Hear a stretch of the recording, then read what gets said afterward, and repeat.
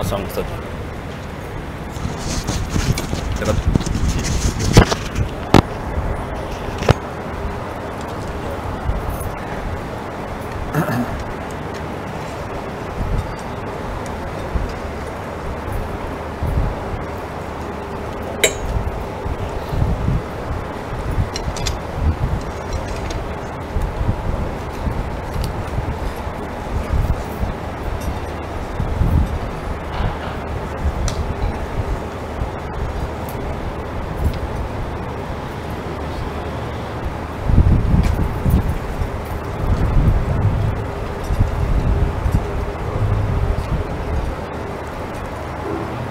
نحمدہ و نصلی علی رسولہ الکریم، اما بعد۔ اللہ رب العزت کا کرم ہے، احسان ہے کہ آج 3 پارے ہمارے مکمل ہو گئے۔ ہمارا دوسرا پارہ چل رہا تھا۔ دوسرے پارے کے چوتھے رکوع میں اللہ پاک نے اپنی قدرت کے دلائل بیان کیے ہیں۔ ان فی اختلاف اللیل والنہار والفلک التی تجری فی البحر بما ینفع الناس وما انزل اللہ۔ اللہ فرماتے ہیں کہ رات دن کے اختلاف میں کبھی رات بڑی ہے، دن چھوٹا ہے، کبھی دن چھوٹا ہے، رات بڑی ہے۔ تو اللہ فرماتے ہیں کہ اس میں بھی ہماری قدرت کی نشانی ہے۔ اسی طرح پانی کو تمہارے لیے مسخر کر دیا کہ تم اس میں کشتیاں چلا رہے ہو اور ہزاروں لاکھوں ٹن وزن ادھر سے ادھر کر رہے ہو، یہ بھی ہماری قدرت کی نشانی ہے۔ اسی طرح اللہ تعالیٰ فرماتے ہیں کہ وَالسَّحَابِ الْمُسَخَّرِ بَيْنَ السَّمَاءِ وَالْأَرْضِ، کہ سمندر سے بھاپ کے ذریعہ سے، بادلوں کے ذریعہ سے نمکین پانی لے کر اس کو بادلوں کے ذریعہ سے فلٹر کر کے اتنا وزنی پانی اور بادل ہم اپنی قدرت سے جہاں انسانوں کی ضرورت سمجھتے ہیں وہاں برسا دیتے ہیں۔ اگر تم کرنا چاہو ایک پلانٹ سمندر کے کنارے پر لگاؤ تو اسی میں تمہارا برا حال ہو جائے۔ تو رب ذوالجلال کس طرح سے پانی کی ترسیل اور پانی کی تقسیم فرما رہے ہیں انسانوں کے لیے مفت میں، جس میں آپ کا کچھ بھی روپیہ پیسہ خرچ نہیں ہوتا۔ اللہ فرماتے ہیں کہ یہ ساری کی ساری ہماری قدرت کی نشانی ہیں ان لوگوں کے لیے جو عقل سلیم رکھتے ہوں اور جو طبیعتوں میں اعتدال رکھتے ہیں۔ اگلی آیات میں اللہ پاک فرماتے ہیں یا ایھا الناس کلوا مما فی الارض حلالا طیبا، اے ایمان والو حلال کھاؤ، حرام سے بچو، ولا تتبعوا خطوات الشیطان، شیطان کے پیچھے نہ چلو، وہ تو تمہارا کھلم کھلا دشمن ہے۔ بظاہر شیطان ہمیں یہ سمجھاتا ہے کہ حرام کے جتنے بھی راستے ہیں اس میں بظاہر پیسہ آمدن بڑی دکھائی دیتی ہے، منافع بڑا دکھائی دیتا ہے اور ترقی بڑی دکھائی دیتی ہے، لیکن حقیقت میں اس میں کچھ ہے نہیں۔ وہ ایسے ہی ہے جیسے کسی آدمی کو بھیڑوں نے کاٹ لیا ہو یا کسی بیماری کی وجہ سے اس کے جسم پر سوجن ہو، ورم ہو، دیکھنے والا کہے کہ یہ بڑا صحت مند ہے، حالانکہ وہ بیماری سے ورم ہے اور موٹاپا ہے، صحت نہیں ہے۔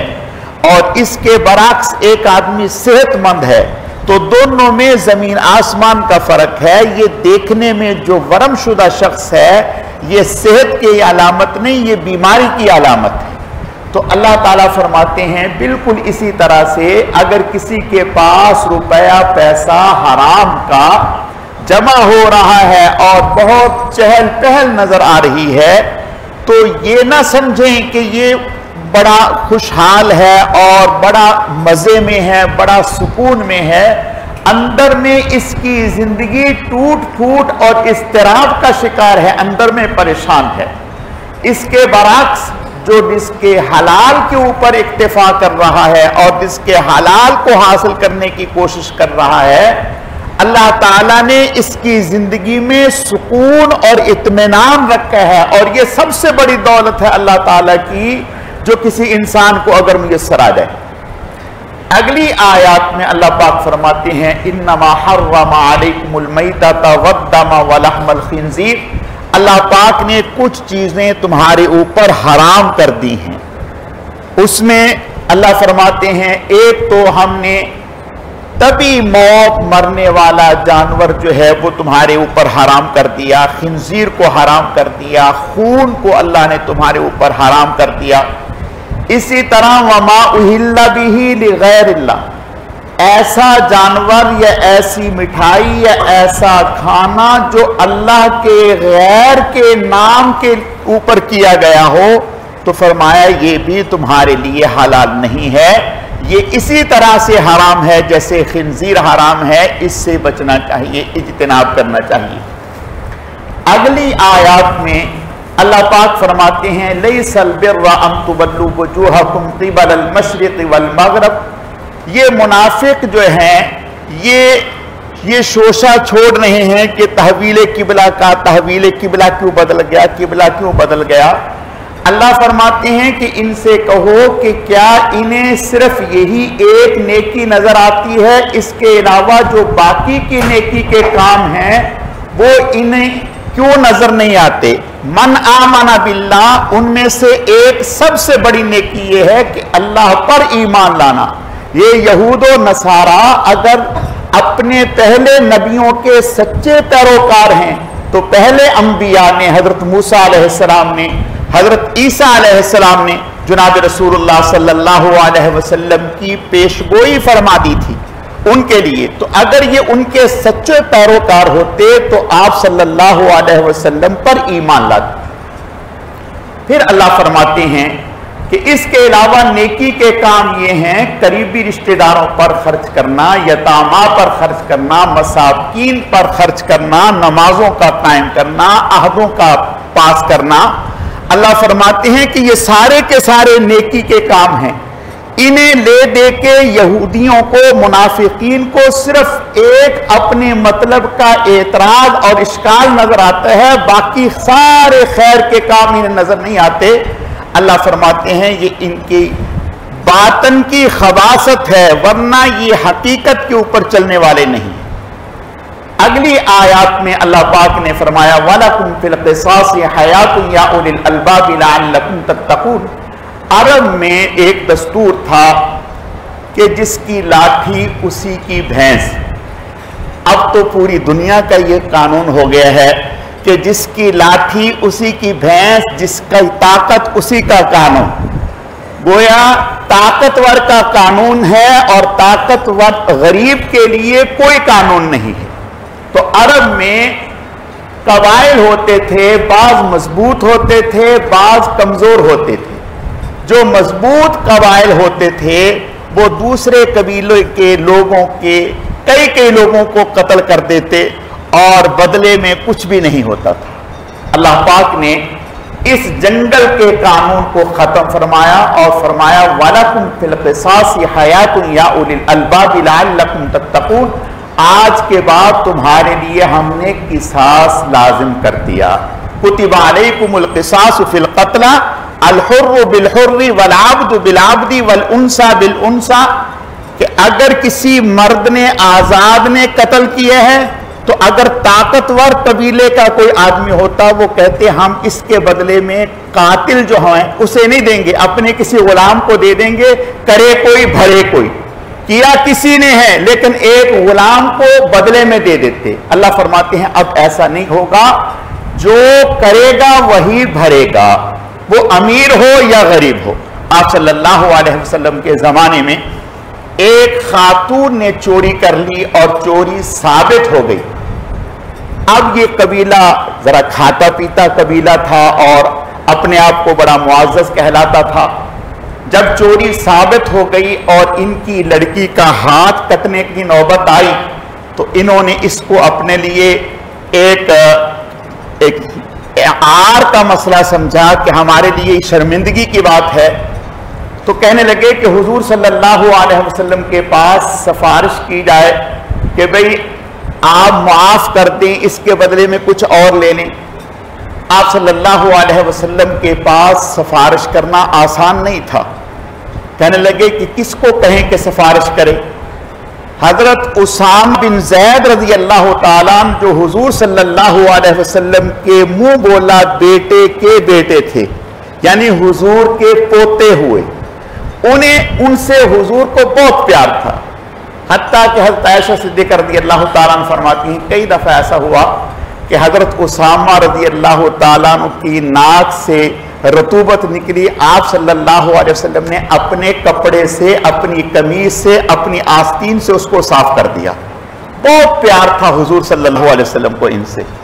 कई दफा ऐसा होता कि आप सल्लल्लाहु अलैहि वसल्लम बाहर सफर से तशरीफ ला रहे हैं और ये बच्चे थे, बाहर हुजूर के इस्तकबाल के लिए जाते, आप इन्हें अपनी सवारी पर बिठा लेते और मदीने में लेके आते। बहुत मोहब्बत थी, तो इन्हें तैयार किया कि ये सिफारिश करें। ये आए आकर के आप सल्लल्लाहु अलैहि वसल्लम की खिदमत में तमहीद बांध करके बात शुरू की और कहा कि या रसूलुल्लाह सल्लल्लाहु अलैहि वसल्लम आप समझ गए। आपने फरमाया बेटा क्या कह रहे हो? और आपने फरमाया कि अगर फातिमा बिनते मोहम्मद भी होती, मेरी बेटी होती, और ये काम करती और चोरी साबित हो जाती तो मैं उसका हाथ भी काट देता। दीन के मामले में कोई नरमी नहीं है, दीन के मामले में कानून एक जैसा है। और आपने इरशाद फरमाया पहली उम्मतें इसीलिए बर्बाद हुई और इसीलिए हिलाक हुई कि उनके मालदारों के लिए और कानून था, गुरबा के लिए और कानून था। फरमाया ऐसा नहीं होगा, कानून सबके लिए एक है, मालदारों के लिए भी, गरीबों के लिए। अगले रकू में अल्लाह पाक ने रोजे के अहकामात को जिक्र फरमाया है। इससे अगले रकू में अल्लाह पाक ने किताल का जिक्र फरमाया है। सहाबा किराम रिज़वानुल्लाहि अलैहिम अजमाइन जब मदीना तशरीफ लाए तो मदीना में आने के बाद मक्का में हुक्म यह था आप सल्लल्लाहु अलैहि वसल्लम को और सहाबा किराम को कि अगर कुफ्फार आपके ऊपर जुल्म ढाते हैं तो आप उसका जवाब नहीं देंगे, ताकत रखने के बाद जवाब नहीं देंगे, आप सब्र करेंगे, बर्दाश्त करेंगे। चुनाचे मक्का में आप सल्लल्लाहु अलैहि वसल्लम ने 13 साल कुफ्फार के जुल्म सितम बर्दाश्त किए, जवाब नहीं दिया। जब मदीना तशरीफ ले आए तो अब अल्लाह पाक ने ईमान वालों को आप सल्लल्लाहु अलैहि वसल्लम को इजाजत दे दी। उज़िन लिल्लज़ीना युक़ातलूना बिअन्नहुम ज़ुलिमू व इन्नल्लाहा अला नस्रिहिम लक़दीर अल्लज़ीना उख़रिजू मिन दियारिहिम बिग़ैरि हक़्क़िन इल्ला अन यक़ूलू रब्बुनल्लाह। अब अल्लाह ने इजाजत दे दी कि अगर काफिर तुम्हारी तरफ मैली आंख से देखें तो तुम्हें बराबर का हक हासिल है। न सिर्फ ये बल्कि तुम बढ़ करके उनके ऊपर हमला भी कर सकते हो, तुम्हें इस बात की भी इजाजत है। जब अल्लाह पाक ने सहाबा किराम को इस बात की इजाजत दे दी, आप सल्लल्लाहु अलैहि वसल्लम को इजाजत दे दी, तो कुछ सहाबा किराम निकले आगे, कुछ कुफ्फार टकर गए और उनका एक काफिला आ रहा था। तो सहाबा किराम रिज़वानुल्लाहि अलैहिम अजमाइन ने इनके ऊपर हमला किया। सहाबा किराम को शुबा ये हुआ, ये महीना था 29 रजब की थी, 29 रजब, रजब का महीना और जिलहज का महीना और इसी तरह ज़िक़ाद का महीना और इसी तरह मुहर्रम का महीना, ये अशहुरे हुरम कहलाते थे, 4 महीने। इन 4 महीनों में किताल की इजाजत नहीं थी कतान, न काफिर लड़ते थे न मुसलमान लड़ाई करते थे। तो सहाबा किराम ये समझे कि रजब का महीना खत्म हो गया, शाबान का महीना शुरू हो गया, लिहाजा इसको ये समझते हुए गलत फहमी में सहाबा किराम ने इनके ऊपर हमला कर दिया। एक दो आदमी इनके कत्ल कर दिया और माल गनीमत ले लिया। जब ये ले लिया और मदीना पहुंचे, पता चला कि भाई ये तो रजब की 29 तारीख थी। आप सल्लल्लाहु अलैहि वसल्लम के सामने जब ये बात आई तो आप सल्लल्लाहु अलैहि वसल्लम अभी कुछ नहीं बोले कि कुफार और मुशरिकीन और यहूद और मुनाफिकीन उन्होंने आसमान को सर पे उठा लिया, बहुत शोर शराबा और हंगामा बर्पा किया कि देखो भाई इन्होंने अशहुरे हुरम का एहतराम नहीं किया और खुद ये दीनदार कहलाते हैं, ईमानदार कहलाते हैं, दीन पर चलने वाले कहलाते हैं। अल्लाह पाक फरमाते हैं कि इन्हें कहें कि इन्हें अशहुरे हुरम का तो बड़ा एहतराम है, अल्लाह के घर बैतुल्लाह का एहतराम नहीं है, जहां बरहना होकर के तवाफ करते हैं और 360 बुत रखे हुए हैं, जहां से नाजायज मुसलमानों को जुल्म सितम करके उनको घरों से निकाला और उनके ऊपर जुल्म सितम ढाए, वो सारी चीजें इन्हें नजर नहीं आती। एक गलती से ये वाकया हो गया, ये इनको नजर आ गया। अल्लाह पाक फरमाते हैं कि इनके साथ किताल करना और इनका मुकाबला करना और इनकी ताकत को तोड़ना, अल फितना तो अशद्दु मिनल कत्ल, अल्लाह फरमाते हैं ये कुफर का जो फितना है ये कत्ल से कहीं ज्यादा सख्त है। यानी कत्ल करना इतना बड़ा नहीं है जितना बड़ा कुफर का फितना है। इन्हें ये फितना नजर नहीं आता और ये मुसलमानों के ऊपर इल्जाम धर रहे हैं कि इन्होंने कत्ल कर दिया। अल्लाह फरमाते हैं कि नहीं, इन्होंने जो किया है वो उनका बदले में बराबरी में किया है, कोई ज्यादती नहीं की है। अगली आयत में अल्लाह पाक ने हज के अहकामात बयान किए हैं। हज के अल्लाह पाक ने चंद दिन मुतय्यन फरमा दिए। देखिए, दीन जो है वो मानने का नाम है, ईमान लाने का नाम है, अपनी अकल दौड़ाने का नाम नहीं है। अकल का तकाजा यह है कि भाई हज आदमी उन दिनों में कर ले जिन दिनों में मौसम अच्छा हो, उन दिनों में कर ले जिन दिनों में कोई मुश्किल ना हो। लेकिन अल्लाह ने हज के दिन मुतय्यन फरमा दिए। अल हज अशहुर मालूमात, दिन मुतय्यन फरमा दिए, उन्हीं दिनों में किया जाएगा। उससे आगे पीछे अगर कोई हज अपनी सहूलत से करना चाहे तो उसका सैर सपाटा तो होगा, हज नहीं होगा। तो अल्लाह पाक ने हज के अहकामात बयान किए। उस मौके पर कुछ लोग, यमन के लोग, वो जब हज का एहराम बांधते तो अपने साथ ज़्यादा राह ना लेते, खाने पीने का सामान, रुपया पैसा ना लेते, और कहते ये कि हम मुतवक्किलीन हैं, अल्लाह पर भरोसा करने वाले हैं। जब हम अल्लाह पर भरोसा करने वाले हैं हमें साथ रखने की क्या जरूरत है। और जब हज के सफर में निकलते फिर लोगों से भीख मांगते कि खुदा के लिए दे दो, हमें दे दो। अल्लाह फरमाते हैं वतज़व्वदू फ़इन्न ख़ैरज़्ज़ादि तक़वा वत्तक़ूनी या उलिल अलबाब। अल्लाह फरमाते हैं अल्लाह से डरो, ज़ादे रास्ते का सामान तोशा घर से लेकर के चलो, और रास्ते में फिर मांगना ये ठीक नहीं है, ये अखलाक के मनाफी है। अगली आयत में कुरैश और मुशरिकीन जब अरफात और मुज़दलिफ़ा से फारिग होते, जो कुरैश थे वो अरफात में ना जाते, मुज़दलिफ़ा में रुक जाते, और बाकी जो हुज्जाज किराम होते वो अरफात में जाते, ये मुज़दलिफ़ा में रुक जाते और कहते ये हम तो ऊंचे खानदान के लोग हैं, ऊंचे हस्ब नसब के लोग हैं, हम उन आम लोगों के साथ क्यों ठहरे, हम अरफात नहीं जाएंगे, हम मुज़दलिफ़ा में रुकेंगे। अल्लाह पाक फरमाते हैं कि ऐसा करना सही नहीं है। फ़इज़ा अफ़ज़्तुम मिन अरफ़ात, जहां आम लोग हज के लिए जा रहे हैं, ठहर रहे हैं, जो रुकने आज़म है हज का, इन्हें भी वहीं रुकना चाहिए। फिर इसके अलावा जब मुज़दलिफ़ा से और अरफात से फारिग होकर के मिना में आते तो मिना में 3 दिन 11, 12, 13 ये रमी करनी होती, तो और तो कोई काम होता ना।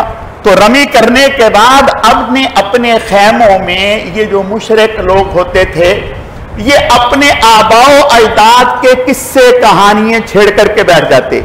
मेरे बाप दादा ने ऐसा किया, वो कहते हमारे बाप दादा ने ऐसा किया, वो कहते हमारे बाप दादा ने ऐसा किया। अल्लाह फरमाते हैं फ़इज़ा अफ़ज़्तुम मिन अरफ़ातिन फ़ज़्कुरुल्लाह इंदल मशअरिल हराम वज़्कुरूहु कमा हदाकुम व इन कुंतुम मिन क़ब्लिही लमिनज़्ज़ालिमीन, कि ये मौका और ये जगह और ये दिन और ये लम्हात और ये घड़ियां अपने आबाओ अजदाद के कारनामे बयान करने के लिए नहीं है, ये तो अल्लाह का जिक्र करने के लिए हैं कि इन घड़ियों में अल्लाह का जिक्र करें, कुरान की तिलावत करें, तस्बीहात करें। ये कीमती दिन है, इधर उधर की बातों में इनको जाया ना करें। अगली आयत में अल्लाह रब्बुल इज्जत ने एक सहाबी का जिक्र किया है, हज़रत सुहैब रूमी रज़ी अल्लाह ताला। ये जब हिजरत करके मक्का से निकले तो मुशरिकीन ने इन्हें घेर लिया, और जब मुशरिकीन ने इन्हें घेर लिया तो इन्होंने अपनी सवारी से नीचे उतर आए और अपने तरकश से तीर निकाल लिए और कसम खा करके कहा جب تک میرے پاس ایک بھی تیر ہوگا کسی کی مجال نہیں ہے کہ وہ میرے قریب آ سکے. اور یہ سب اچھے طریقے سے جانتے ہو کہ میرا نشانہ خطا نہیں جانتا، صحیح لگتا ہے. جب تک میرے پاس تیر ہیں اس وقت تک تم جتنے بھی ہو سب کی ایسی تیسی کر دوں گا. اس کے بعد جو ہوگا سو ہوگا. اور اگر تم چاہتے ہو میرا مال، میرے جانور، میرا زیور، میرا سونا چاندی، سامان تجارت وہ فلاں جگہ پر رکھا ہوا ہے، میں اس کی نشاندہی کرتا ہوں، آپ وہ لے لیں اور میرا راستہ چھوڑ دیں. خیر مشرکین انہیں کیا چاہیے تھا، بزدل تھے، تو انہوں نے ان کو چھوڑ دیا اور ان کا سارا سامان لے لیا.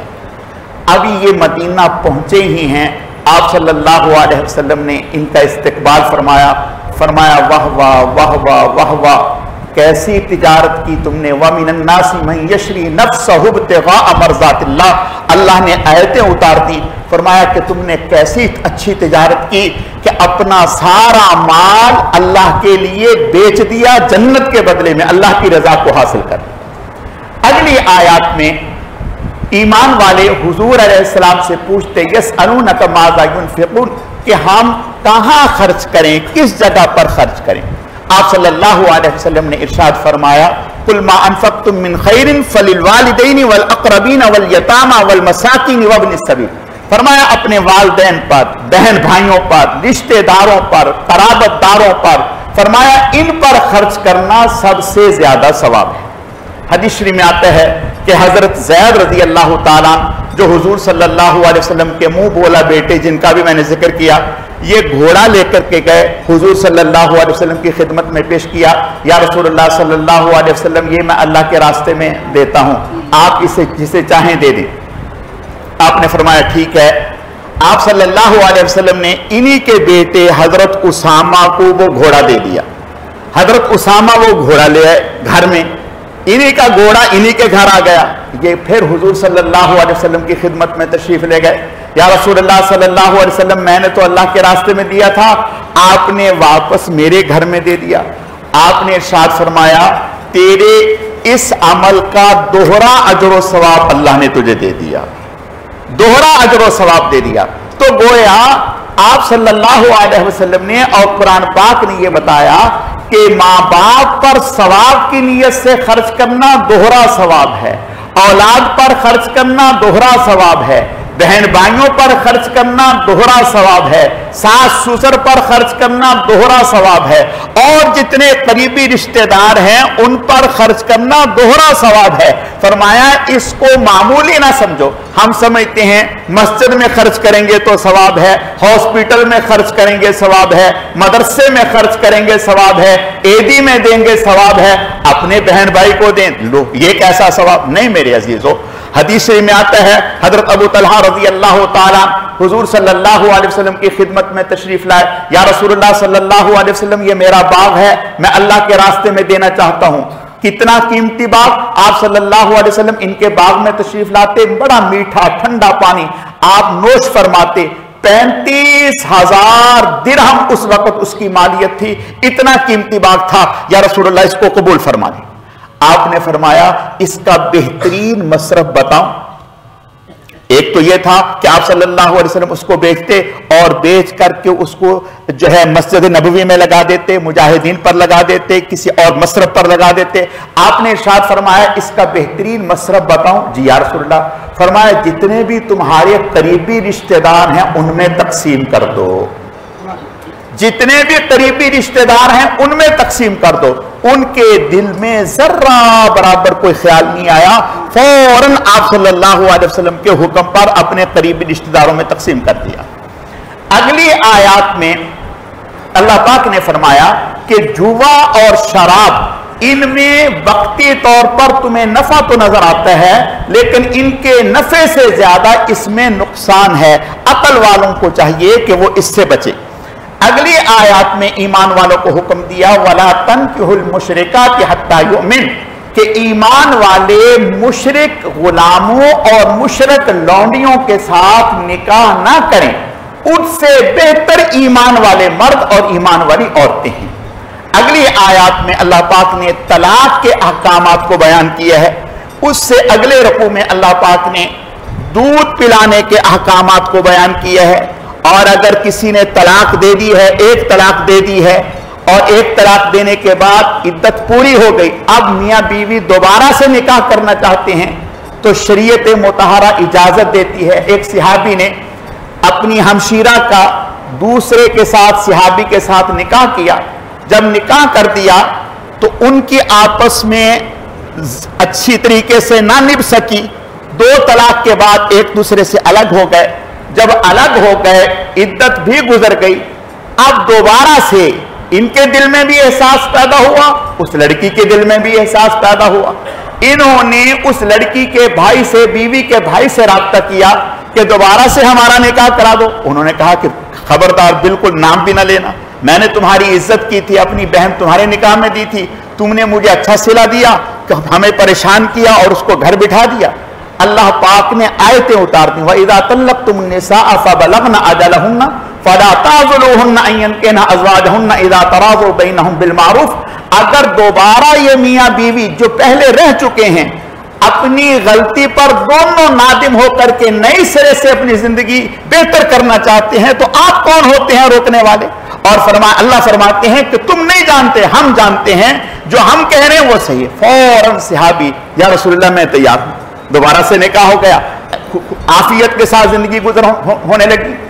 अगली आयत में औरतों को दूध पिलाने का हुक्म दिया कि 2 साल तक औरतें दूध पिलाएं, और अगर तलाक हो जाए और बच्चा अभी दूध पीते हैं तो फिर शौहर के जिम्मे अल्लाह पाक ने ये अहकामात लगाए कि वो अगर दूध पिलवाना चाहते हैं अपनी साबका बीवी से तो इस दूध पिलाने के एवज में उसकी माली मदद करनी पड़ेगी।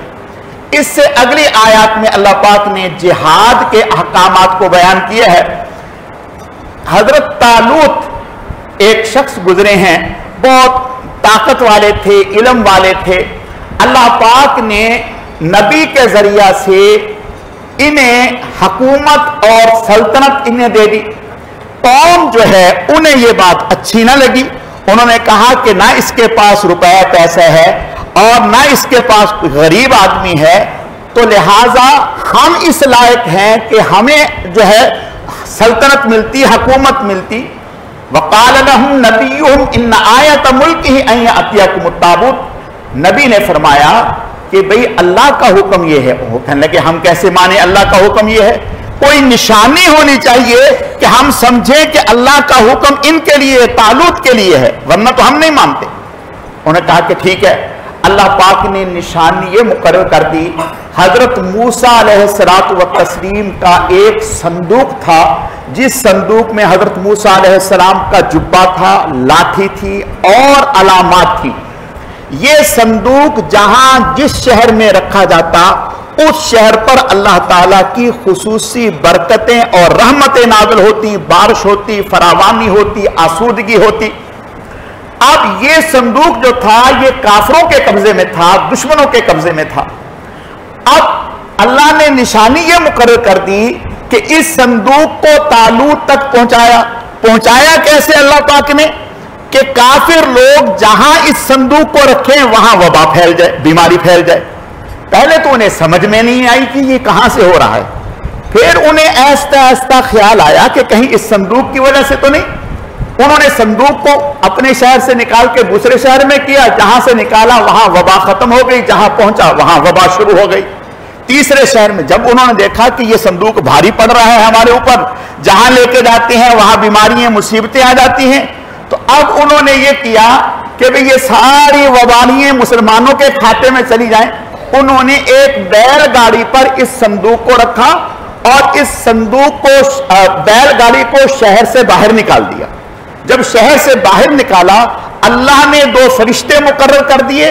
वो फरिश्ते इस बैलगाड़ी को जिसके ऊपर संदूक रखा हुआ था, इसको हाँकते हाँकते हजरत तालूत के दरवाजे तक ले आए। गोया ये वो निशानी थी जो अल्लाह के नबी ने बयान कर दी थी कि वो संदूक जो दुश्मनों के कब्जे में है अल्लाह तालूत के दरवाजे तक पहुंचाएंगे। जब ये संदूक पहुंच गया तो अल्लाह पाक ने फरमाया इन्नल्लाह अस्तफाहु अलैकुम वज़ादहु बस्ततन फिल इल्मि वल जिस्म। अल्लाह पाक ने उसमें 2 خصوصیتیں اور دو صفتیں رکھی ہیں. ایک تو علم میں وہ مضبوط ہے, دوسرا جسمانی طاقت کے اعتبار سے بھی وہ مضبوط ہے. اب اللہ تعالیٰ کی طرف سے تائید غیبی ہو گئی کہ حضرت طالوت ہی جو ہیں وہ سپہ سالار ہیں اور بڑے ہیں. حضرت طالوت نے ایک لشکر تیار کیا جالوت کے مقابلے میں. جالوت سے مقابلہ تھا اور یہ ظالم بادشاہ تھا. جب اس کے مقابلے میں لشکر تیار کیا تو لشکر اتنا کہ 1,00,000 سے اوپر کا مجمع تھا. 1,00,000 سے اوپر کا مجمع تھا حضرت طالوت کے ساتھ. حضرت طالوت نے فرمایا, اپنے لشکر کو دیکھا اور دیکھنے کے بعد ان کو فرمایا کہ دیکھو آگے نہر آ رہی ہے, گرمی کا موسم ہے اور پیاس لگے گی, تمہاری آزمائش ہے. ان اللہ مبتلیکم بنہر فمن شرب منہ فلیس منی ومن لم یطعمہ فانہ منی الا من اغترف غرفۃ بیدی فشربوا منہ الا قلیلا منہم. فرمایا آگے نہر آ رہی ہے, اس پیاس لگی ہے, لگے گی تو کنٹرول کرنا اور نہ پینا, تھوڑی دیر کے بعد ختم ہو جائے گی, نہ پینا پانی. اگر بہت ہی زیادہ کوئی مجبوری ہو تو ایک چلو بھر کے پی لینا, اس سے زیادہ نہیں. اب جب قوم نکلی اور گرمی شدید تھی اور پیاس لگی تو ٹوٹی قوم نہر پر جیسے بھوکے ولیمے پہ ٹوٹتے ہیں, جیسے ولیمے پہ ٹوٹتے ہیں ایسے ٹوٹی قوم. نہ آؤ دیکھا نہ پاؤ, پی رہے ہیں دبا کے پانی, پی رہے ہیں پی رہے ہیں پی رہے ہیں, پیٹ پھول گئے. اب جب پیٹ پھول گئے تو وہ کہنے لگے اب ہم تو پڑ گئے, ہمارے بس کی بات نہیں کہ ہم جائیں. نتیجتاً ساری قوم ڈھیر ہو گئی. 313 لوگ ایسے تھے, صرف 1,00,000 سے اوپر کا مجمع اور سب ڈھیر ہو گئے. 313 لوگ تھے جنہوں نے پانی پیا نہیں, یا پیا اللہ کے نبی کی ہدایت پر تو صرف ایک چلو پیا. جب حضرت طالوت نے لشکر کا جائزہ لیا تو 313. فرمایا گھبراؤ نہیں, کم من فئۃ قلیلۃ غلبت فئۃ کثیرۃ باذن اللہ.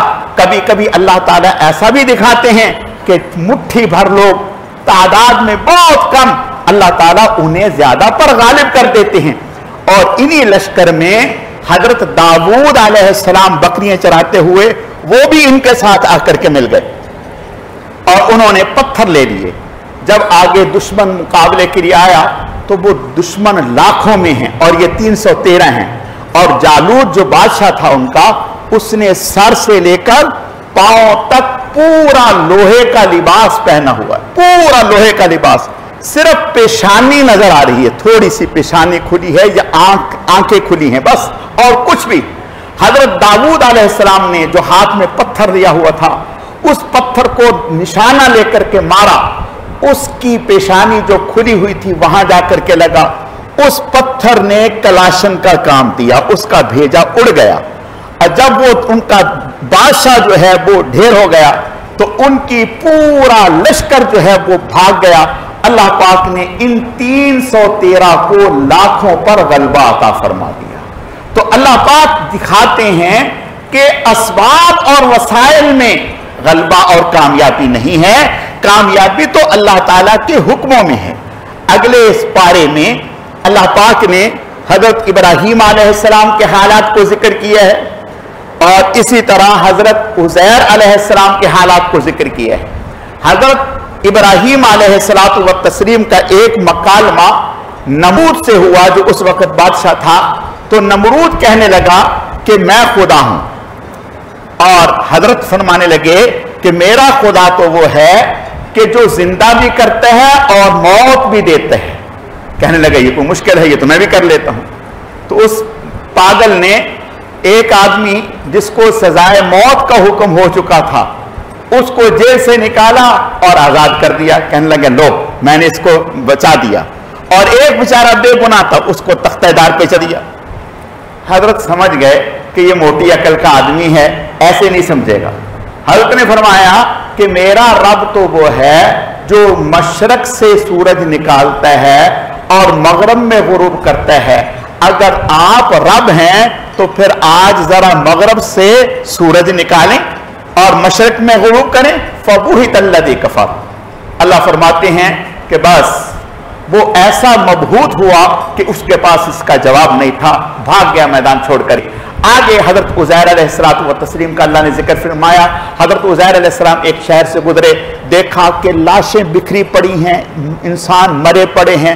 حضرت عزیر پورا شہر ختم ہو گیا، ویران ہو گیا۔ حضرت عزیر علیہ السلام و تسلیم نے دیکھ کر کے کہا اے اللہ آپ ان کو کیسے زندہ کریں گے؟ بس یعنی ذہن میں ایک بات آئی کہ اللہ کیسے زندہ کر دیں گے۔ تو یہ آیات حضرت عزیر علیہ الصلوۃ والتسلیم جب تشریف لے جا رہے تھے تو ایک گدھے کے اوپر سوار ہو کر کے جا رہے تھے اور گرم گرم کھانا بھی رکھا ہوا تھا۔ تو ایک درخت کے نیچے تھوڑی دیر آرام کرنے کے لیے رکے۔ جب رکے تو آنکھ کھلی تو اللہ پاک نے پوچھا کم لبست، کتنی دیر ٹھہرے؟ قال لبست یوما او بعض یوم، کہا ایک دن یا دن کا کچھ حصہ، یعنی میں یہاں جو رکا ہوں ایک دن یا دن کا کچھ حصہ۔ قال بل لبست مئۃ عام، فرمایا 100 سال آپ یہاں رکے ہیں، 100 سال ہو گئے آپ کو یہاں سوئے ہوئے۔ حضرت عزیر علیہ السلام حیران ہو گئے کہ 100 سال ہو گئے۔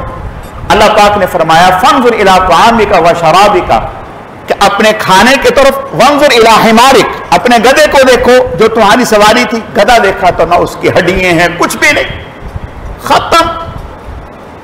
فرمایا کہ کھانے کو دیکھو، کھانے کو دیکھا تو تر و تازہ جیسے ابھی تیار کر کے رکھا ہے۔ 100 سال ہو گئے، 100 سال کھانا ایسا ہے کہ ابھی تیار کر کے رکھا ہے، اور گدھا شریف جو ہے وہ ختم ہو گیا، نہ اس کی ہڈیاں ہیں نہ اس کی کھال ہے، کچھ بھی نہیں۔ اب اللہ پاک نے فرمایا اپنے گدھے کو آواز دیں۔ جب گدھے کو آواز دی دیکھ تو فوراً دیکھتے ہی دیکھتے اس کی ہڈیاں جمع ہوئیں، اس کے اوپر گوشت چڑھا اور پھر اس کے اوپر کھال چڑھی، پھر تھوڑی دیر کے بعد آواز نکالنے لگ گیا۔ تو حضرت عزیر علیہ الصلوۃ والتسلیم فرمانے لگے اے میرے اللہ آپ کو ساری قدرتیں حاصل ہیں۔ ابراہیم علیہ الصلوۃ والتسلیم رب ارنی کیف تحیی الموتى، اے اللہ آپ کیسے مردوں کو زندہ کریں گے؟ قال اولم تؤمن، ایمان نہیں رکھتے؟ قال بلا، کیوں نہیں؟ اس لیے تو جذبہ ہے، اس لیے تو شوق ہے کہ زندہ کیسے کریں گے، ایمان ہے جبھی تو پوچھ رہا ہوں۔ ولکن لیطمئن قلبی، آنکھوں سے مشاہدہ کرنا چاہتا ہوں۔ قال فخذ اربعۃ من الطیر، 4 پرندے لے لو، انہیں اپنے سے مانوس کر لیا۔ اتنا مانوس کیا ابراہیم علیہ السلام آواز دیتے تو وہ آ کر کے ہاتھ پہ بیٹھ جاتے۔ فرمایا اب ان کو ذبح کرو، ذبح کر دیا۔ ان کے گوشت کا قیمہ بناؤ، بنا دیا۔ آپس میں مکس کر دو، کر دیا۔ فرمایا 4 پہاڑوں پہ الگ الگ رکھ دو، رکھ دیا۔ فرمایا اب آواز دو، آواز دی تو وہ سب کا گوشت الگ الگ ہو کر کے آپس میں مل گیا، پھر ہڈیاں مل گئیں، پھر وہ ان کے اوپر کھال چڑھی اور وہ ابراہیم علیہ السلام کی ہاتھ کے اوپر آ کر کے بیٹھ گئے۔ اللہ پاک نے فرمایا اے ابراہیم ہمارے لیے کیا مشکل ہے، جو اللہ پہلی مرتبہ پیدا کر سکتا ہے اس کے لیے دوبارہ پیدا کرنا کیا مشکل ہے۔ اللہ رب العزت سمجھنے کی، عمل کرنے کی توفیق عطا فرمائے۔ الحمدللہ رب العالمین والعاقبۃ للمتقین والصلاة والسلام علی سید المرسلین اللہم صلی علی محمد النبی الامی وعلی آلہ واصحابہ وبارک وسلم وصلی علیہ رب اغفر وارحم وانت خیر الراحمین۔ اے اللہ آج کی اس مبارک مجلس میں جو کہا سنا گیا اپنی بارگاہ میں قبول فرما، کمی کوتاہیوں کو معاف فرما، اے اللہ معاف فرما، اے اللہ معاف فرما۔ کہنے میں سننے میں جو کوتاہیاں غلطیاں لغزشیں ہوئی معاف فرما۔ آج کی تراویح میں جتنا بھی کلام پاک محض آپ کی توفیق اور آپ کے فضل سے پڑھا گیا اسے اپنی بارگاہ میں بے حد قبول فرما۔ دنیا بھر میں تراویح میں جتنا بھی قرآن پاک پڑھا گیا سنا گیا سب پڑھنے والوں اور سننے والوں کا قبول فرما دیجیے۔ اے اللہ ہم سب کی مغفرت کے فیصلے فرما دیجیے، ہم سب کی ہدایت کے فیصلے فرما دیجیے، ہم سب کی نجات کے فیصلے فرما دیجیے۔ اے اللہ اس ماہ مبارک کی صحیح معنوں میں قدردانی کی توفیق عطا فرما دیجیے، ناقدری سے ہماری حفاظت فرما دیجیے۔ اے اللہ اس ماہ مبارک میں اور پھر پوری زندگی ہر قسم کے گناہوں سے ہماری حفاظت فرما دیجیے۔ اللہم صلی علی محمد کما تحب و ترضى سبحان ربک رب العزت عما یصفون وسلام علی المرسلین والحمد للہ رب العالمین برحمتک یا ارحم الراحمین آمین آمین۔